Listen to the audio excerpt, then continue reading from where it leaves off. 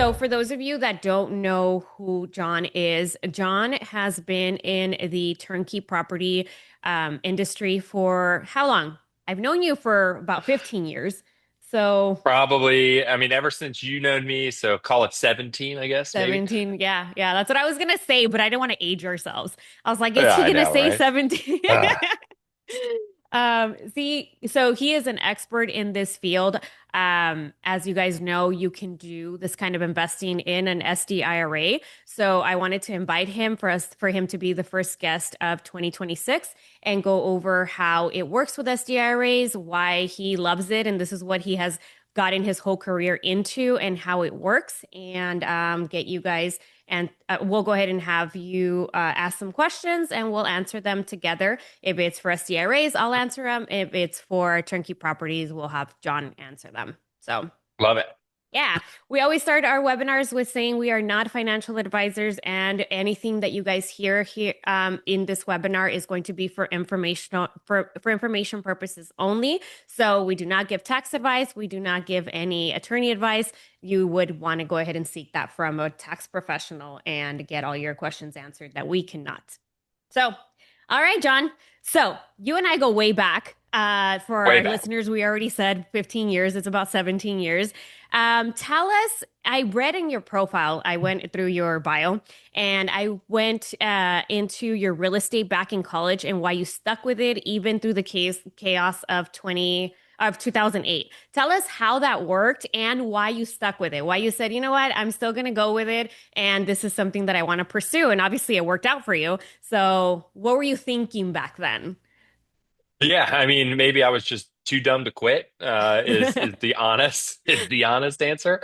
I graduated college and I'd started real estate while I was in college, and the goal ultimately was to, never do a normal 9 to 5. And I had a good friend that introduced me to real estate, and I kind of got bit by that bug, and I love it. And I'm the type of person that's very solution oriented and focused. So even though the market wasn't in a great place, obviously, when I graduated, and real estate was not the best industry to be in, if there was a good one at that point in time, then I was just always looking for the solution of how to make it work. And luckily enough, I found a couple solutions. And to be really honest with you, I mean, at that stage in my life, as a newer real estate agent, I'd probably been in for like 2 or 3 years. But in that stage of my life, none of my other friends were having any more success getting jobs either, right? So, I had all my other friends who had engineer degrees from Penn State and so on and so forth, right? They were working at Starbucks just as much as I was out trying to sell houses. So, it was 6 to 1 to half dozen the other. So I just think my hard-headedness and, the economics weren't any better anywhere else, to be honest. Yeah. Do you come from a family of real estate professionals? Oh hell no! I come from a No. family that tries to save their way to retirement. Yeah. From a family that's believes in getting a job and working that same job for 30 years, building that pension or that 401(k), and then retiring. That's where I come from for sure. Yeah. And a lot of us do come from that kind of family, and coming into this industry and finding out what you can do and how you can utilize those same. I mean, you've been building, some of our parents Yep. have been building for 50 years and they can go ahead and diversify and use those same retirement accounts for something like this. It's super cool to teach them. They don't always take note of it and actually implement it because they're always scared, but we Yep. know that it works because obviously that's what we do for a living. So it's pretty cool. So Yep. Yep. And I, my dad's still can't wrap his head around it. I got him to set up a self-directed retirement account. He has good amount of money in it. He has the opportunity to well, I shouldn't say that he hasn't wrapped his head around it. I would say he hasn't wrapped his head around me investing. Now, has he been a private money lender to other real estate investors? Absolutely. But will he lend not on yet. one of my projects? Absolutely not. So Isn't that funny? Well, yeah. well, in all honesty, it is a prohibited transaction to lend to your deals, True. Yeah, which is fair. good, but I get what you're saying. Even if he Yeah. had personal money, Even he if it was wouldn't do fine. it. No. Yeah. So that's a good way to segue into how do you describe self-directing? So you are on the investment part of it. So you identify somebody that has an IRA. How do you say, hey, this is something that you can use for our deal? What is your pitch on the investment part of it? Yeah, from the investment part of it is it comes down for me at least is a lot about control, right? First off, if you have a old 401k sitting in an old job or you have an IRA that's really not, you're not paying attention to, right? You're losing money. Like that's just the end story there, right? If you're not paying attention to it, trust me, no one else is paying attention Right. to it. And if they are, it's because they're making money off of it, right?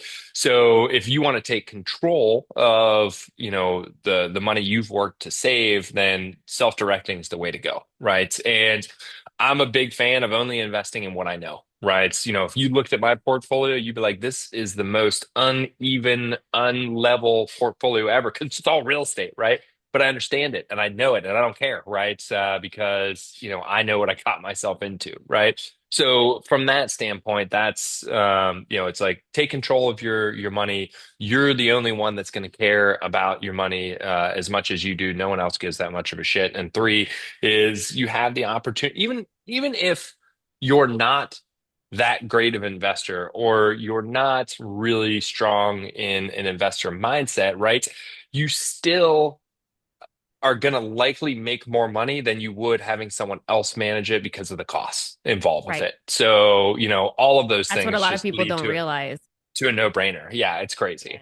Yeah. Well, going into your portfolio, are you comfortable sharing how you diversify the portfolio? I know it's all real estate, but do you do residential? Are you more commercial? What kind of diversification do you have in that?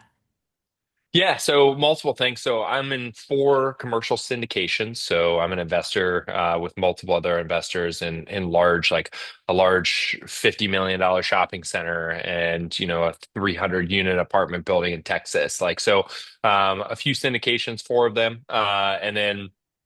We just bought 40 units. I think I saw a question in the chat.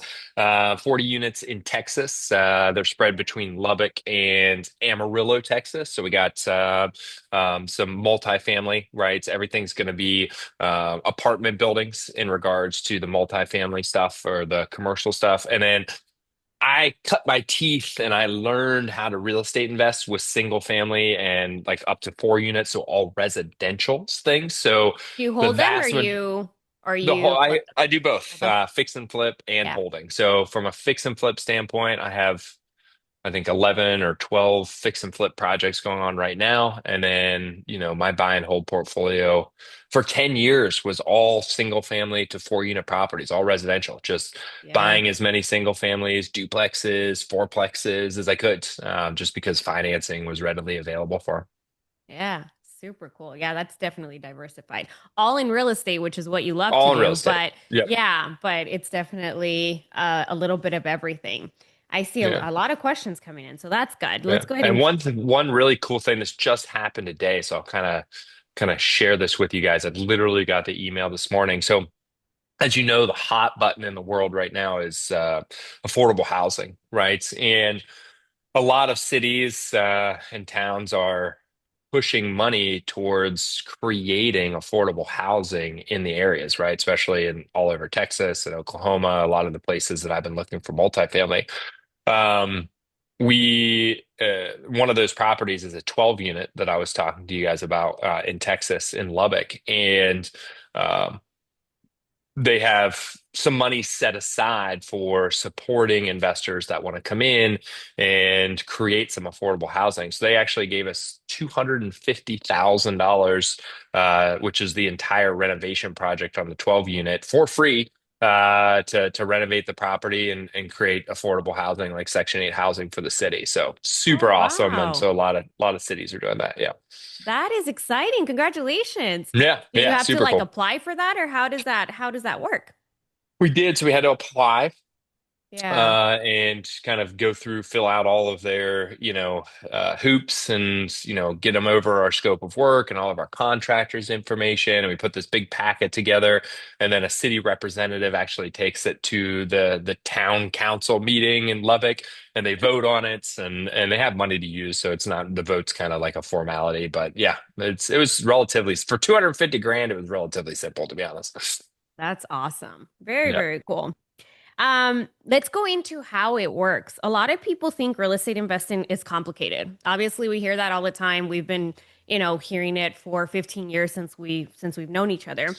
How do you simplify it for students? How do you get a student that has never done self-directing before or has never bought a property before, and go through the explanation of like, hey, this isn't that complicated. Let's go ahead and get you to your first property and make it as simple as possible for them.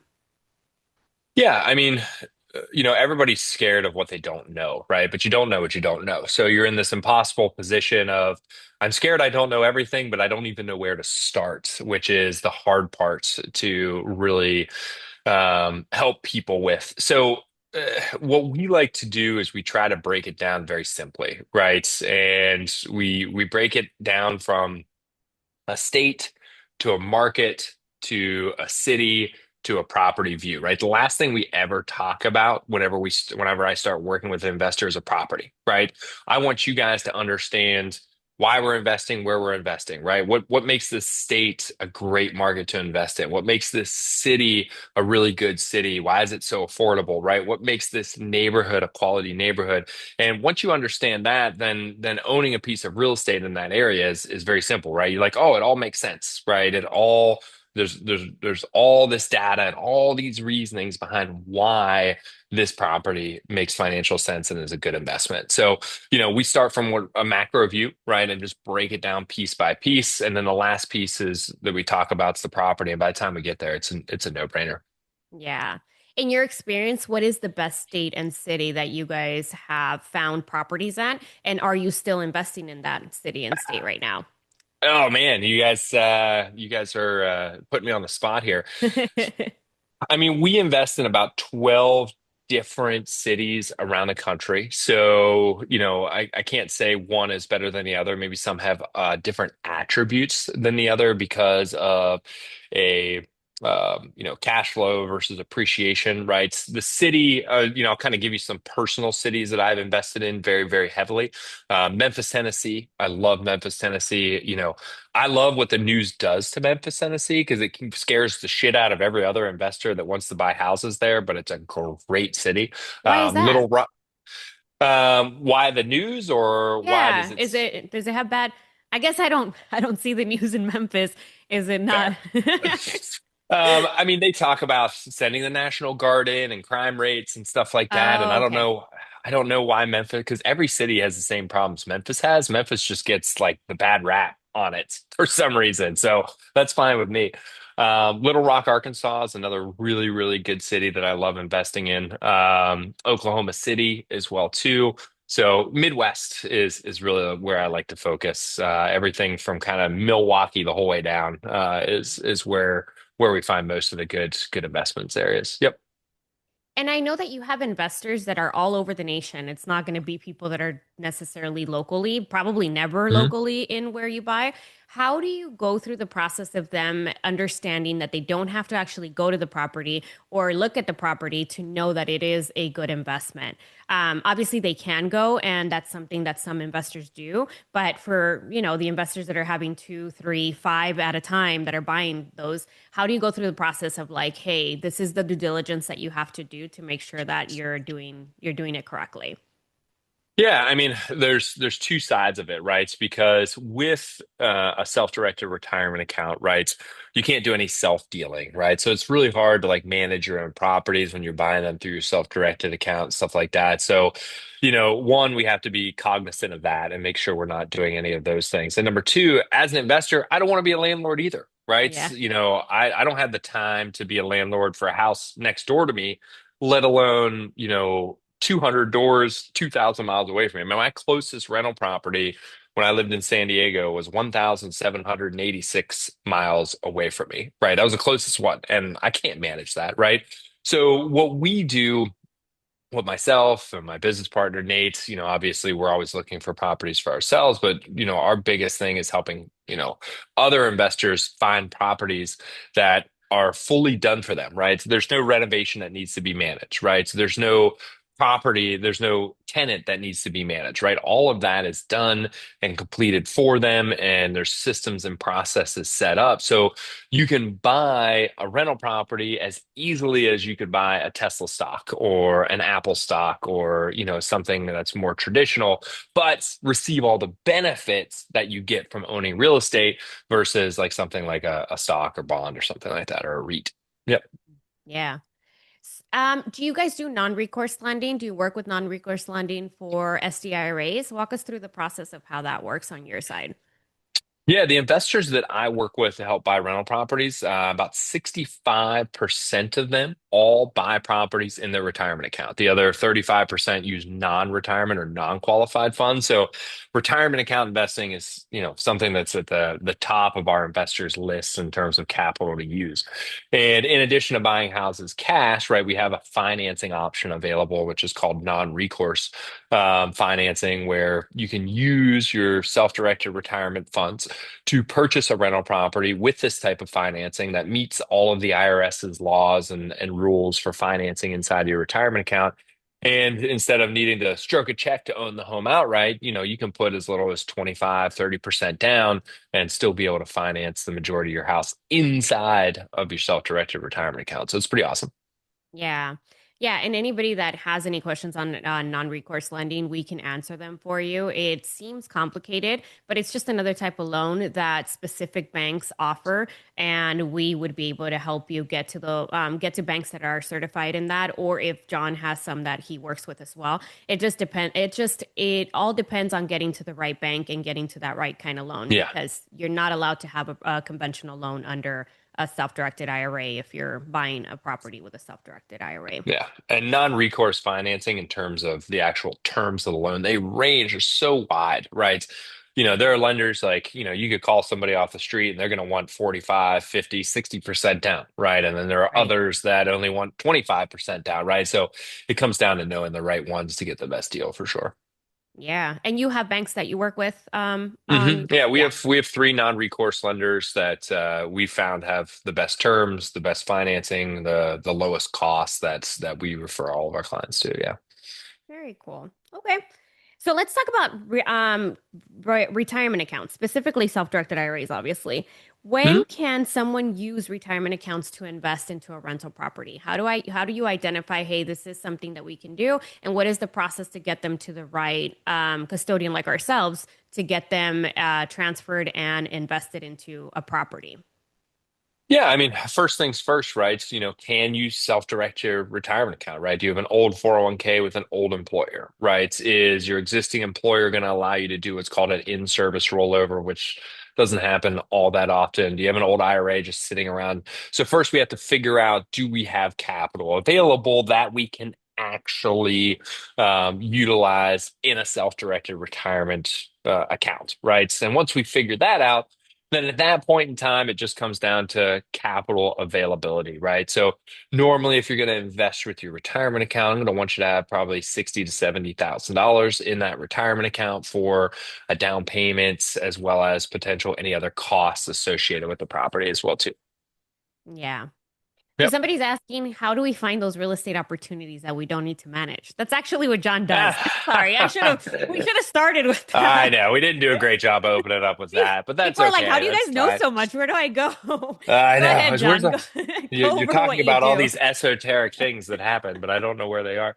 Um, So, guys, I own a company called Turnkey Property Pros. Turnkeyproppro.com is the website. I'm going to hit you guys with a calendar link here in just a second. Let me pull that up for you. If you guys have any or want to chat or discuss any of the things that we're talking about here, all you need to do is just schedule a call with me or my business partner, Nate, and we are more than happy to help you out with that. Just let me grab the link for you. Yeah. And for Horizon Trust, I did see some people that are saying, how do I self-direct? So at Horizon Trust, we are the self-directed custodian. So John, when you identify a property that Yep. John has identified that you have an IRA or a 401k and you want to self-direct it, then you would come to a company like ours and get the account set up, the money transferred, and then we would work with John's company to buy that property in the name of the IRA or the 401k, depending on what you set up. Yeah. You guys got Yeah. it. Yep. Absolutely.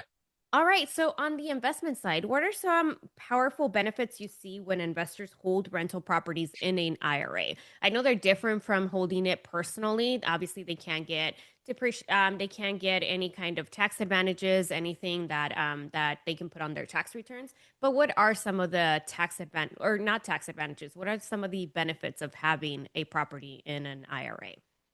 Yeah, I mean, one of the biggest things is you won't need to pay any capital gains upon sale, right? And our retirement account is kind of a set it and forget it investment tool, right? Obviously, it depends a lot on your age, but you're 30, 40, 50 years old, right? We got 20, 30, we got 10, 20, 30, 40 years till you can actually access any of that capital, right? So we buy a property in there, we allow it to cash flow, which we're not going to be able to use because guess what? We can't access that money till we're at a certain age, right? And then number two is that property is just gaining value, right? Whether it's through debt pay down from the renter or through appreciation. And let's just say, like, for example, let's say, you guys hit 65, we own 10 properties in those accounts. We've created, a couple $1 million in equity. And you're like, I don't even want to deal with rental properties anymore, right? I just want my cash. I want to come down. I want to become a Floridian too, and I just want to retire. You can sell all those properties. Don't pay any capital gains. Put that few $1 million in your retirement account, and then be a lender or, put it into a very low risk investment where you have the ability just to live off the interest. So, no capital gains is massive inside of retirement accounts and that long-term opportunity to just build cash flow and build equity over time. Yeah. Yeah. And for some people that don't understand it, you can take that interest. Like if you're already at retirement age, you can take any interest or rental property, like the rent that you get from the month as a distribution. I had a Hmm. client that did that for their mother. Their Yeah. mother had a mortgage, a very small mortgage, but she didn't want to retire until she was able to afford the mortgage on her own. Hmm. So she set her up with a self-directed IRA, got her into a real estate fund that was not hers, and then was able to pay the mortgage with the interest that she Yep. was making from that. So there's a lot of strategies that you can do to make sure that you're maximizing and that you're again, taking advantage of these rules that the IRS has done for us. So Yeah, and it's yeah, not, you don't allow your age or where you fall in the retirement scale, whether you're 30 years from retirement or you're already retired, to hold you back from investing in real estate in your retirement account, right? So, I mean, you're not going to find, I would be hard pressed, regardless of your age, to go out there and say, hey, oh, I'm already retired. I need to just go put this money in a CD, right? right. Like, yes, that's low risk, about as low risk as you can, but your return's going to obviously show that, right? Right. Regardless of the age or where you're at in your retirement kind of scale, like real estate's still available for you. Yeah. And what would you tell that person that is 60 years old and has never been invested in the real estate market and now is looking for an opportunity to get into it? What would be the first thing that they should consider and what should they be asking? Yeah, I mean, the first thing that we need to do is we need to build out a plan, right? Every single investor is going to have a different strategy, right? And that's going to depend how close we are to retirement, where we are with the amount of capital that we have available to us, what our financial goals when we retire. Do we need 5 grand, 10 grand, 20 grand a month, right? Income. We're going to sit down, we're going to build out that plan, right? We're going to put pen to paper and say, hey, with this amount of capital, and if we continue to invest a certain amount every year, here's how many properties we can buy every year. Here's what our overall assets holdings is going to look like at time of retirement, and here's what we should expect in terms of cash flow. Right. So building out that plan is the first thing that we're going to do. And then in that plan, we use basically real live assets, real live properties, right, to show what this can actually look like once the plan's built. once we've asked all our questions, once everything's understood, then we just plug in actual properties that are available at that point in time into the plan and start doing what's called our buying or investing strategy at that point in time. Very cool. From start to finish of what you just went through, if it is in a self-directed IRA that they're buying the property, what is the timeline that they should expect? Uh, Depends if your account's self-directed or not self-directed. If it's Hmm. already self-directed, you can do it inside of like 30 to 45 days. If you still need to self-direct your retirement account, you can add 4 weeks on top of that. So 2.5 months, right? So you can get your rollover completed and all those things. Yep. Yeah. And our average rollover process is 7 business days. So if you do identify You with guys are John's quick. team, yeah, we are quick. I was like, 4 weeks. Sorry. 7 business days. And that's not going to be with all custodians. It depends where your money's sitting. There are some smaller custodians that want to hold on to your money. So we have to kind of, be on top of it and make sure that we're following up every 2 days and make sure that we are getting them to move the money. But for the most part, it's about seven business days to get that money over Hmm. to Horizon. Once we have it at Horizon Trust, we will let John or John's partner Nate know that the money is here, and then they will start the process of actually buying the property. We don't want Yep. them to start it yet until we have the money here because we want them to know that the funds are available and that everything is in motion. One of the Yeah. things Yeah. that yeah, one of the things that people are asking, and I know you went over it a little bit, but what is the minimum for a property to buy a property? Do you want to go over that Hmm. a little bit more?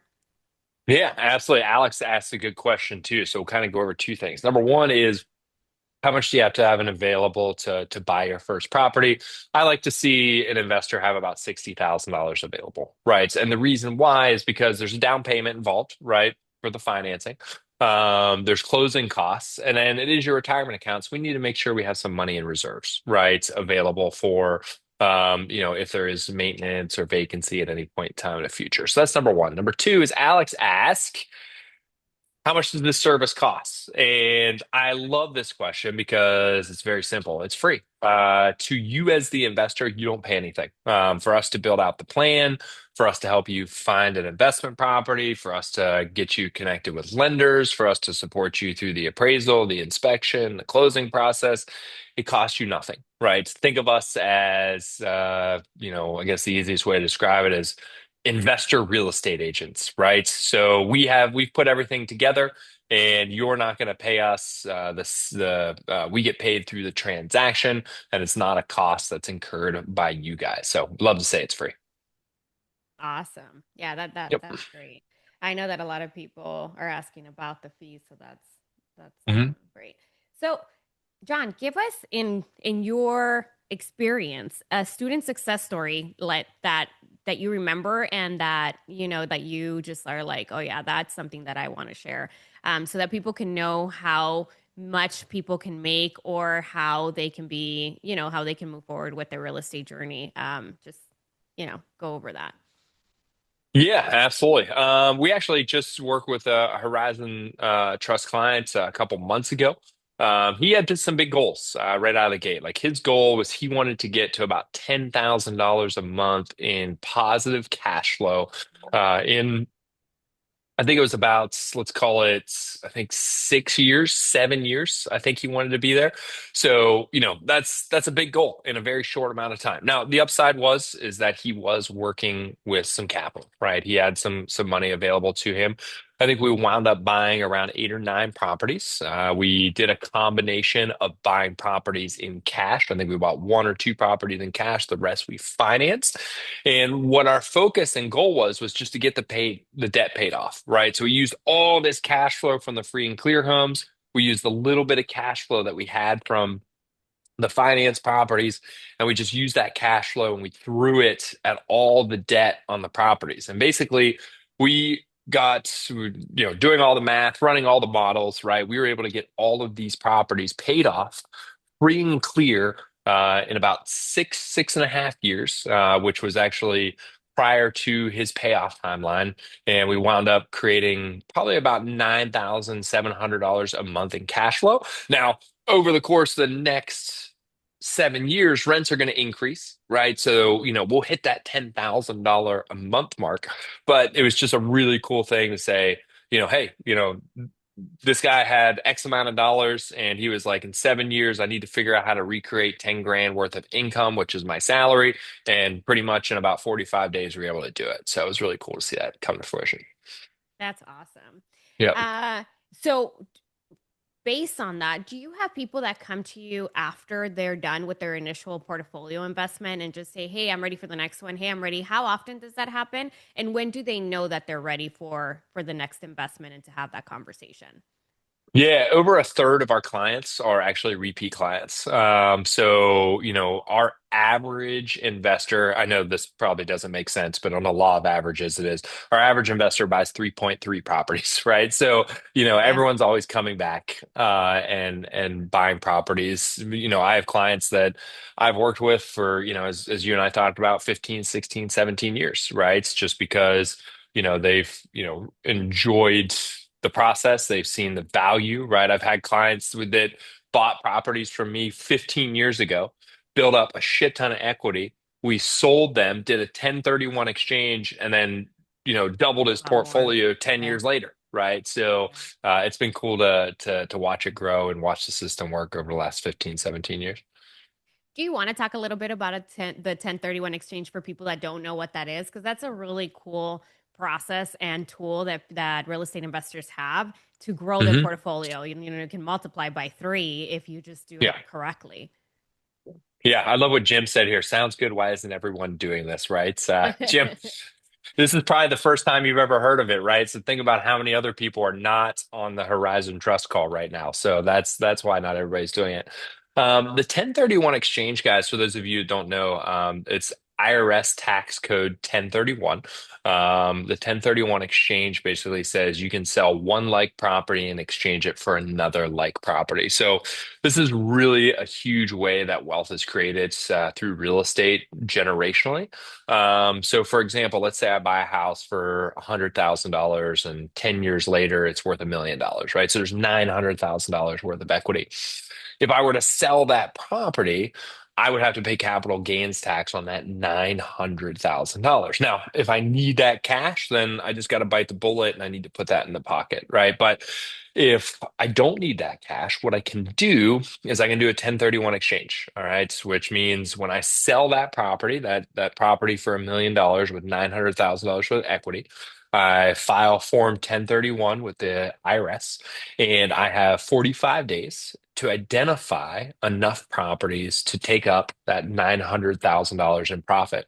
So we could go from owning one property to owning 20 properties with that 900 grand, and I wouldn't need to pay any capital gains because I just transition from one like investment to another investment, and then I can kick that capital gains cost down the road or kick it into the next Never. generation or what have you. Never. Yeah, Yeah. exactly. We never had to pay it for sure. Yep.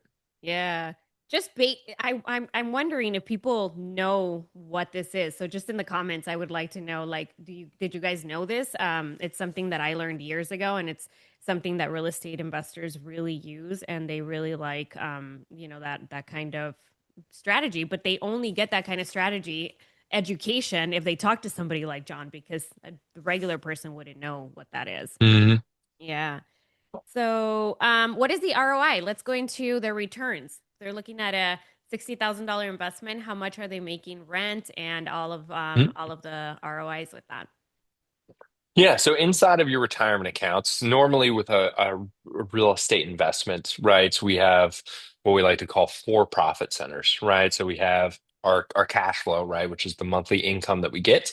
We have our appreciation, right? We have our equity pay down, which is the residents making our mortgage payment. So we're paying down the debt on the property.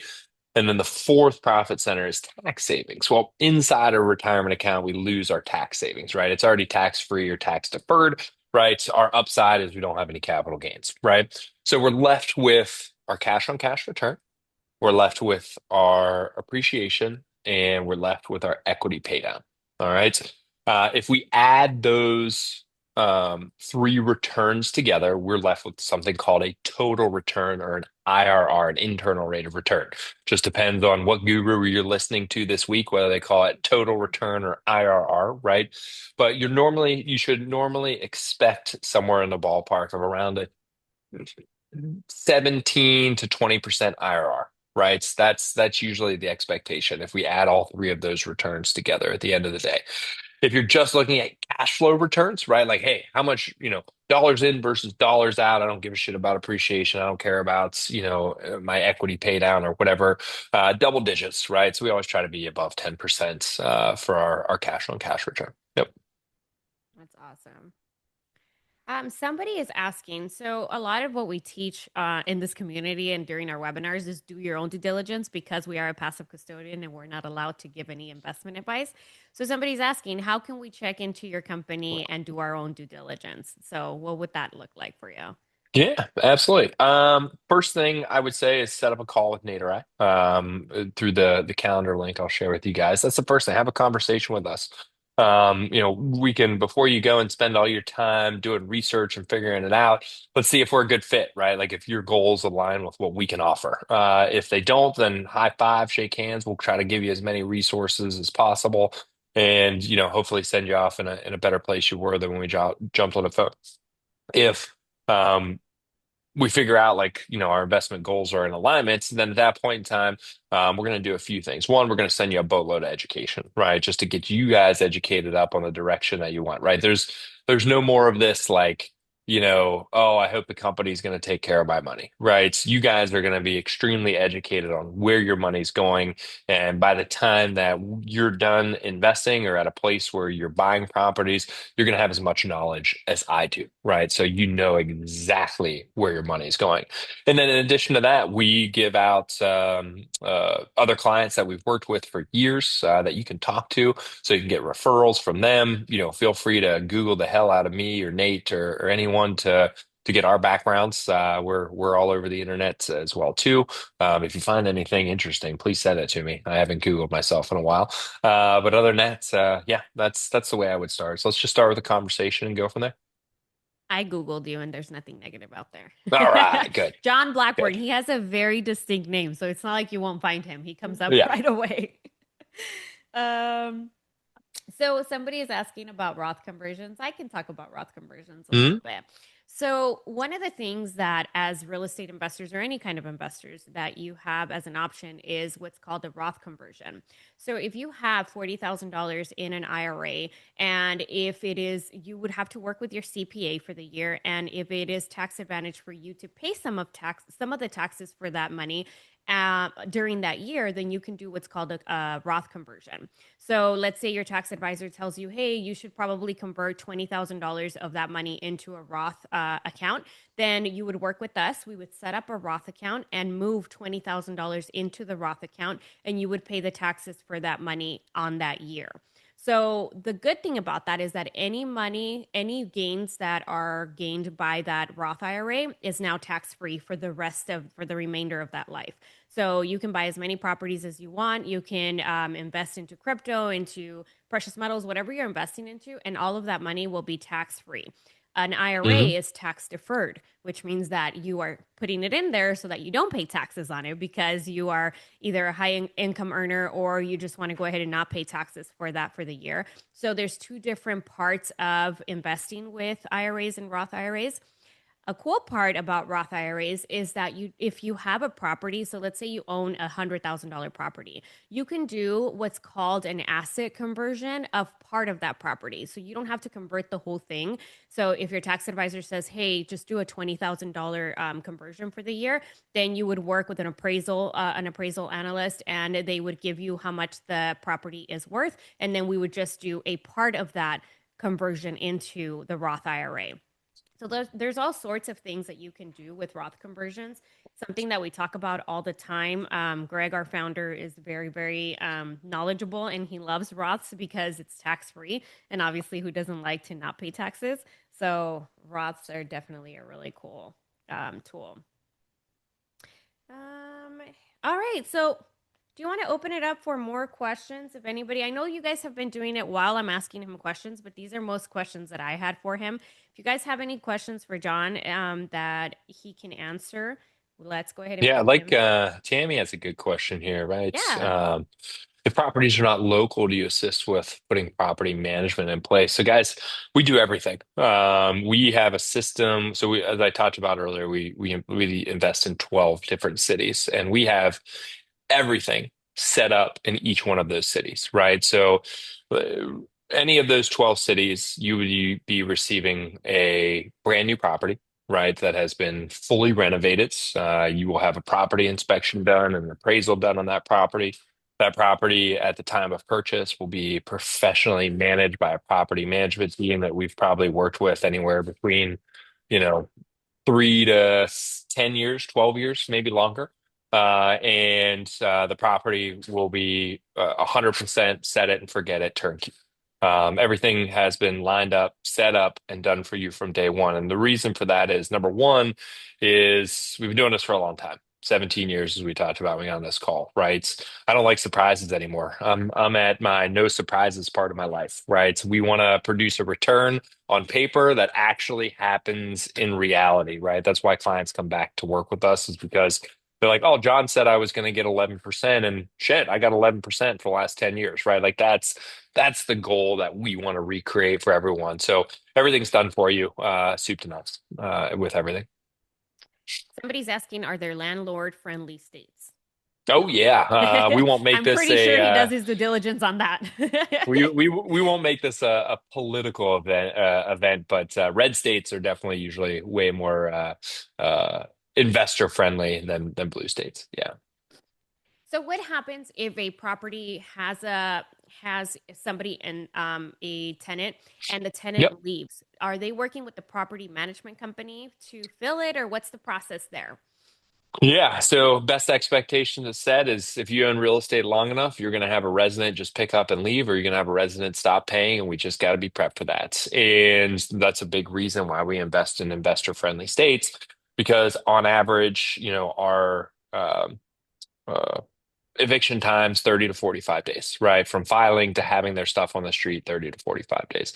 So that happens very quickly. And the property management team handles all of it, right? They'll handle the eviction paperwork. If they have to go to court, they'll go to court. They'll manage, changing the locks, doing any repairs that need to be done. All of that is taken care of from beginning to end. As an investor, when a resident stops making payments or a resident leaves or a property is vacant, you go from monthly calls to weekly calls with your property manager to give you updates on what's going on with that investments until it's back up, operating, stabilized, cash flow. Then you go back to your monthly update call. Yep. Very cool. If they have properties in different states, are they going to have different property management companies, I'm assuming?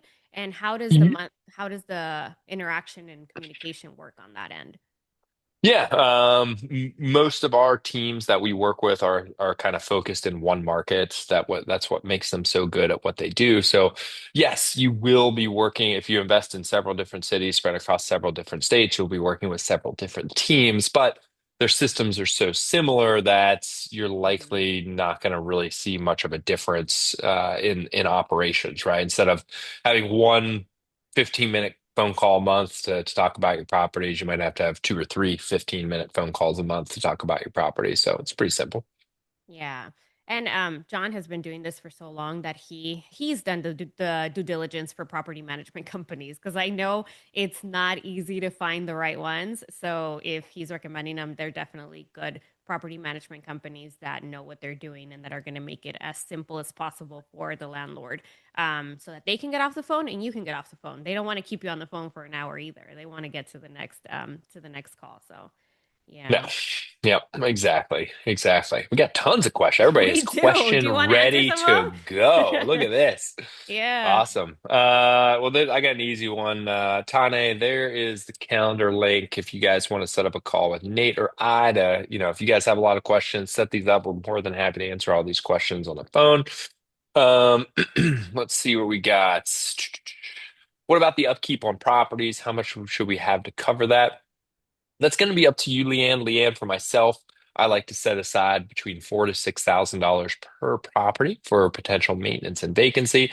Obviously, as your portfolio grows, you're not going to need to have $150,000 sitting around in a bank account for maintenance and vacancy, but just starting out for your first couple properties, that's a really good place to start.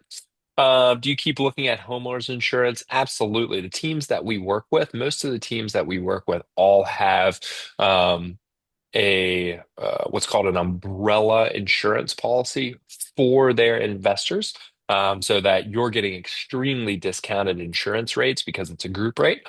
So instead of, $1,500 a year, it's literally 50%. That's $700 a year in property insurance. So we're obviously very cognizant of insurance costs and how much that affects your cash flow and your overall return. Trust me, the cheaper we can get you things, guys, the better we like it because all the returns look better and people want to buy more properties. So our goals are aligned significantly in that. Um, are there tax advantages, Tim? Yeah, as we talked about, right, the biggest tax advantage is you're not going to have to pay any capital gains on the sale of your properties, nor will your kids whenever they inherit your 401k or self-directed IRA. So the capital gains tax savings is absolutely huge.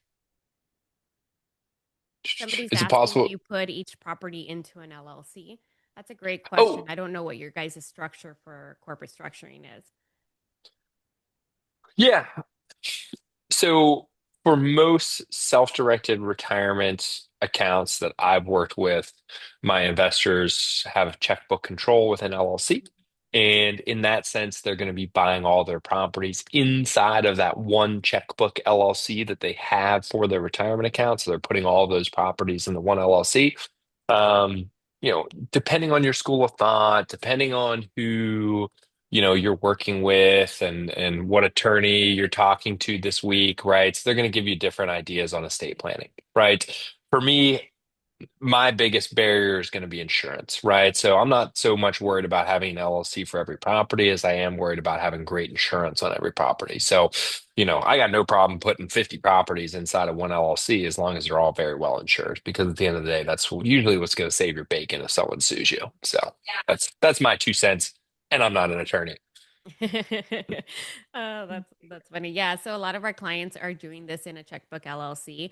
The beautiful part about a checkbook LLC is that if you buy a property in that LLC, then all of the rental income, any repairs, anything that you have to do just comes out of the LLC where you are the manager of that Hmm. entity. So you really don't have to come to us. If you were to buy a property outside of a checkbook LLC, then you have to come to us every time that you want to do a bill Yeah. pay, any kind of repair. The rental income will come back to Horizon Trust and we have to do a form. Both are correct and both are compliant. It's just how arm's length do you want to be with the actual investment, or do you want us to do everything for you? So either way, it's self-directed and you have to go ahead and get it invested into this property. But there are two ways that you can do it with a self-directed IRA or Yep. 401k. Love that. Yeah. Um, Jim is asking, is it possible to focus on properties that are local for peace of mind? Ohio, for example, where they're all focused in one area. Yeah, you certainly can. So one is you can invest wherever you want, right? There Yeah. are no laws in stopping you from investing. The biggest thing, especially with retirement accounts, is I'm going to encourage you to stay away from your backyard when you're investing in your retirement account because of the self-dealing laws that are around retirement accounts, right? You're going to be like, oh, I'll just go over and fix that light bulb or change that toilet or paint that bathroom, or I can manage the property because I'm sick of my property manager. That's all no-no with the IRS, right? When you're buying it 1,000 miles away, you're forced to stay compliant with the IRS. But yeah, you can stay in all one market. That's totally fine for sure. Yeah. Somebody is asking if I want to downsize from my big house to a small condo, can you help? I was like, I'm gonna ask him Nah. because I don't think eh, so, but maybe. Yeah. No, we don't do traditional transactions like helping people like buy a home for themselves. We focus on investments only. Yeah. Yeah. Yeah. Well, what's David is the asking. difference? Well, we got what's the difference between rental property pro and turnkey property pro? Great question, Shane. Rental property pro is an education company and training company that I own. Rental property or turnkey property pro is the investments, the turnkey investment property. company that I own. Turnkey Properties Pros is what you guys want to focus on because you're looking to invest. You're not so much looking to be educated. Yeah. It's somebody's asking, once we have our 3.3 properties, are we working with the management company until we want to purchase again, or are they working with you? I mean, every investor, like some investors, they buy their first property and they're pros. They're like, John, I don't need to talk to your ass ever again. I'm just going to go do this on my own. Perfect. High five. When you're ready to buy, you can ask your property manager to send you more properties and help you purchase. That's great. My encouragement, my hope, and my desire is that you guys come back and we can work together, right? At the end of the day, there's a lot of experience between myself, Nate, Kit, everyone else on my team, and we can at least be a sounding board for whatever some of your ideas are. So it's totally up to you as the investor. I'm always going to encourage you guys to come back and work with every property purchase with us so we can support you in that, but it's totally up to how you guys want to operate. Hmm. Somebody's asking, are these brand new properties or rehabs? Either or. Some are brand new builds, build to rent. We do that in Florida. We do that in South Carolina, and then a lot of the other markets are going to be full renovations. Yep. Somebody's asking, if you only have a $7,000 Roth and you can you use union financing to cover a property to buy? Union financing. What is union I don't financing? know. I've never heard of that. So I was hoping that you would know. You can only use so regardless of what union financing is, but I do want to know, you can only use a non-recourse lending kind of financing for an SDIRA or 401k. Unless you do creative financing where you have other people, you're doing it with another person's IRA, you can definitely do that as well, but not for this kind of structure. If you're Yeah. buying, yeah. Yeah, one of the biggest things, is with non-recourse financing, at least the teams that we work with, expect 25 to 30% down, right? So, if you're buying a $150,000 house, right, that's 40 grand in terms of a down payment. So, things like that. So, if you have 100 grand in your Roth retirement account, that's more than enough to buy a house. Yeah. Somebody's asking, are these properties available for Airbnb? Everything that we do is long-term rental. So we're putting someone in there at a minimum of a 24-month lease, if not Mhm. 36 months. So it's all long-term investments. Yep. Oh, is that lease signed by the time that they close? So it's a 24-month lease at least, unless they stop paying, of course, that you can't help that, but at least 24 months. Yeah, our requirement now, there are certain situations where a renter is very highly qualified and they are requesting a 12-month lease, which we will provide to them. But most of the cases, it's a minimum of 24-month lease. Yep.